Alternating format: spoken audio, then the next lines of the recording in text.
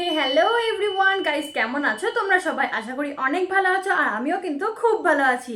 তো গাইস, মাম্পিস লাইফস্টাইলে তোমাদের সকলকে আরও একবার স্বাগত জানিয়ে আজকের ভিডিওটি কিন্তু শুরু করছি। তো গাইস, আজকে কি বিষয় নিয়ে ভিডিওটি হতে চলেছে সেটা তো তোমরা থাম্বনেল দেখে বুঝেই গেছো। তো আজকে কিন্তু আমি কোনো ব্লগ ভিডিও আপলোড করছি না, আজকে কিন্তু আমি একটা রেসিপির ভিডিও আপলোড করছি। তো কী রেসিপি সেটা তো তোমরা থাম্বনেল দেখে বুঝেই গেছো, তাও আমি একবার বলে দিই। তো গাইস, মোটামুটি 1 কেজি মতন দুধ ছিল, তো সেই দুধ দিয়ে আমি মাঝে সাঝে দই পাতি, কিন্তু দুধটা যেহেতু রয়ে গেছিলো, দইও রয়ে গেছিলো, সেহেতু দুধটা দিয়ে আমি কী করবো বুঝতে পারছিলাম না। হট করে আমার মাথায় আইডিয়া এলো যে পনির করা যাক, আর পনিরের ভিডিওটা তোমাদের সাথে শেয়ারও করা যাক। তো পনিরের ভিডিওই মানে পনির তরকারি আমি কীভাবে রেডি করি সেটাই কিন্তু তোমাদের সাথে আজকে শেয়ার করব। আর যেহেতু এখন সামনেই চড়ক আর বাড়িতে নিরামিষ চলছে, তো আশা করি অনেকের বাড়িতেই নিরামিষ চলে, যেহেতু সামনেই চড়ক আর কিছুদিন বাকি, সেহেতু বাড়িতে যেহেতু নিরামিষ চলছে, তো নিরামিষভাবে আমি পনিরটি রেডি করব, পনির রেসিপি। তো কীভাবে রেডি করি পনির রেসিপি সেটাই কিন্তু আজকে তোমাদের সাথে শেয়ার করব। তো চলো রেসিপিটি তোমরা দেখে নাও। আর এখানে দেখাই তোমাদেরকে, আমি সামনেই নিয়ে চলে এসেছি তোমাদেরকে দেখানোর জন্য। কালকে রাত্রিবেলাতে 1 কেজি মতন দুধ ছিল, তো সেই দুধটাকে আমি ছানা কাটিয়ে রেখেছি, ছানা কাটিয়ে এরকম টাইপের ছাঁচ তৈরি করে রেখেছি। তো এটাকে এখন পিস পিস করবো, করে কিন্তু রান্না করব। তো চলো দেখা যাক পনির তরকারি আজকে আমি কিভাবে রান্না করি। তো সেই রেসিপিটাই তোমাদের সাথে শেয়ার করবো, আশা করি তোমাদের অনেক ভালো লাগবে। আর ভালো লাগলে কিন্তু কী করতে হবে সেটা তোমরা জানোই, লাইক করে সাবস্ক্রাইব করে বেল বাটন প্রেস করে আমার সঙ্গে থাকতে হবে। তো চলো বেশি লেট না করে ভিডিওটি শুরু করা। ছানা কাটিয়ে রেখেছি আমি আগেই, সেহেতু তোমাদের ছানা কাটানো মানে কীভাবে পনিরটা রেডি করেছি সেটা তোমাদের ভিডিও আমি আপলোড দিতে পারছি না। তো তোমরা যদি দেখতে চাও অবশ্যই কমেন্ট করো, আমি সেটাও কিন্তু তোমাদের সাথে আপলোড করব। তো এখানে কিন্তু আমি প্রথমে আলুগুলোকে খুব সুন্দর করে কেটে নিয়ে কিন্তু ছোট ছোট পিস পিস করে রেখে দিয়েছি। আর এরকম টাইপেরই ঠিক সাইজটা করেছি যাতে দেখতেও সুন্দর লাগে এবং খেতেও কিন্তু সুন্দর লাগে।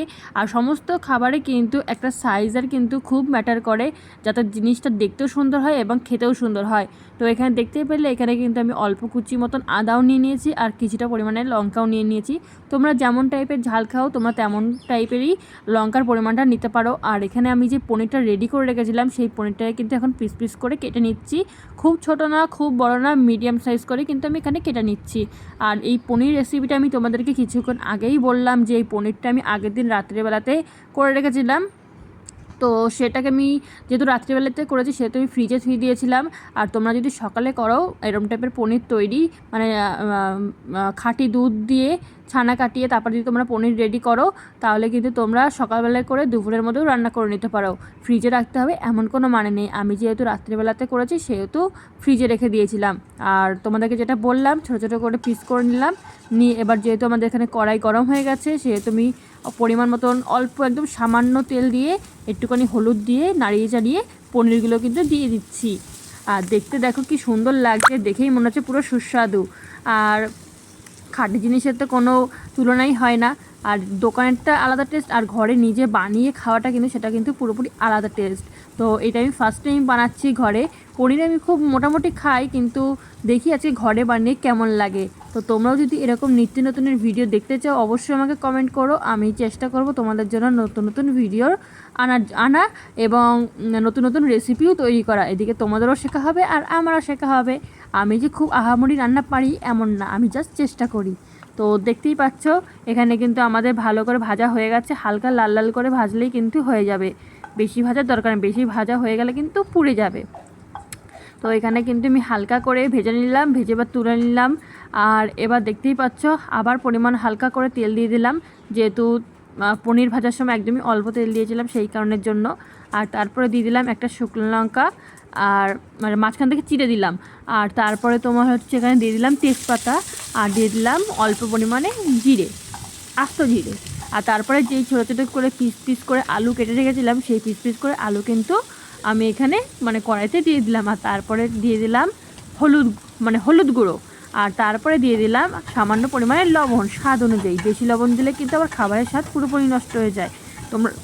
তোমরা যেমন টাইপের স্বাদ মানে লবণ পছন্দ করো, কেউ বেশি পছন্দ করে কেউ কম পছন্দ করে, স্বাদ মতন তোমরা যদি এরকম রেসিপি তৈরি করো তোমরাও কিন্তু এরকমভাবে দিয়ে দিতে পারো। তো এবার দেখতেই পেলে আমি আদা আর লঙ্কা যেটাকে পেস্ট করবো বলে রেখেছিলাম সেটা কিন্তু মিঝম করে পেস্ট করে নিলাম। তো এখানে কিন্তু আমাদের প্রায় আলু ভাজা কমপ্লিট, একটু হালকা লাল লাল হয়ে গেলেই কিন্তু আমরা এর মধ্যে দিয়ে দেবো মশলা। তো এখানে যেই মিক্সিতে আমি মশলাটা করে রেখেছিলাম সেই মশলাটা কিন্তু আমি দিয়ে দিলাম কড়াইতে। আর দেখতেই পাচ্ছ যে এরপরে মশলা দেব। তো এরপরে যা যা মশলা দিলাম, যেহেতু নিরামিষ করছি সেহেতু সেরকম কোনো মশলা নেই। তোমার এখানে আমি দিয়ে দিলাম হচ্ছে হলুদ, লবণ, আর দিয়ে দিলাম সামান্য পরিমাণে জিরে গুঁড়ো। তো সেইগুলোকে দিয়ে খুব ভালো করে সুন্দর করে কষালাম অল্প অল্প জল দিয়ে, যে হলুদের গন্ধটা যাতে চলে যায় সেই কারণের জন্য। আর যত সুন্দর কষানো হবে তত সুন্দর কিন্তু খাবারের টেস্ট হবে। তো দেখতেই পাচ্ছ পুরোপুরি আমার এখানে কষানো কমপ্লিট। তো আমি এখানে ঢাকনা দিয়ে দিলাম, আর ঢাকনা খোলার পরে কিন্তু দেখতেই পাচ্ছ কালারটা পুরোপুরি চেঞ্জ হয়ে গেছে। লঙ্কার গুঁড়ো ছাড়াও কিন্তু কালার করা যায়। তো দেখতেই পাচ্ছ আমি লঙ্কার গুঁড়োটা মানে প্রত্যেকটা খাবারে খুব কম ইউজ করি। লঙ্কার গুঁড়োটা আমি অত খাই না। আর এখানে পুরোপুরি আমি কাঁচা লঙ্কা দিয়েই তরকারি খাই। তো সেহেতু আমি নিজের মতন করেই তৈরি করছি। তো কেমন হচ্ছে না হচ্ছে অবশ্যই কমেন্ট করো। আর খেতে কিন্তু মানে যখন আমি রেডি করেছিলাম, রেডি করে তো খাওয়াও হয়ে গেছে, তো স্বাদটাও কিন্তু খুব সুন্দর হয়েছিল। সেহেতু তোমাদের সাথে ভিডিওটা শেয়ার করছি। আর আমি বলবো অবশ্যই তোমরাও কিন্তু নিরামিষ যদি পনির রেডি করো এইভাবে একবার ট্রাই করতে পারো, আশা করি খুব সুন্দর হবে। আর দেখতেই পেলে এবার কিন্তু আলুগুলোও সেদ্ধ হয়ে গেছে, আর এখানে জলও আমি দিয়ে দিয়েছি। আর এবার দিয়ে দিচ্ছি কিন্তু পনির। আর পনিরগুলো দিয়ে সামান্য ফুটিয়ে নিয়ে গুঁড়ো মশলা দিয়ে দেবো। আর গুঁড়ো মশলা আমি কি গুঁড়ো মশলা ইউজ করছি এখানে কিন্তু আমি গরম মশলা ইউজ করছি না, একটা গুঁড়ো মশলা ইউজ করছি। আর তো এখানে যে নিরামিষ গুঁড়ো মশলাটা ইউজ করা হলো সেটার রেসিপি যদি তোমরা জানতে চাও অবশ্যই কমেন্ট করো, আমি কিন্তু তোমাদের সাথে অবশ্যই শেয়ার করার চেষ্টা করব। আর এখানে দেখতেই পাচ্ছ এখানে কিন্তু আমার পনির তরকারি করা একদম রেডি। আর আমি কিন্তু করলাম ফার্স্ট টাইম, আর খেতে কিন্তু সত্যি বলতে সুস্বাদু হয়েছিল। নিরামিষ বলে যে একদমই খারাপ হবে একদমই না, খেতে কিন্তু সত্যি বলতে দারুণ হয়েছিল। আর তোমরা যদি এরকম টাইপের নিত্য নতুন ভিডিও দেখতে চাও অবশ্যই কিন্তু আমার চ্যানেলটিকে সাবস্ক্রাইব করে বেল বাটন প্রেস করে আমার পাশে থাকতে একদমই ভুলো না, কারণ যখনই কোনো নতুন ভিডিও আপলোড করবো না কেন তোমাদের কাছে কিন্তু খুব তাড়াতাড়ি এবং খুব সহজে পৌঁছে যাবে। তো আজকে আমাদের টাটা বাই বাই, খুব শীঘ্রই নিয়ে আসছি আর নতুন নতুন ভিডিও।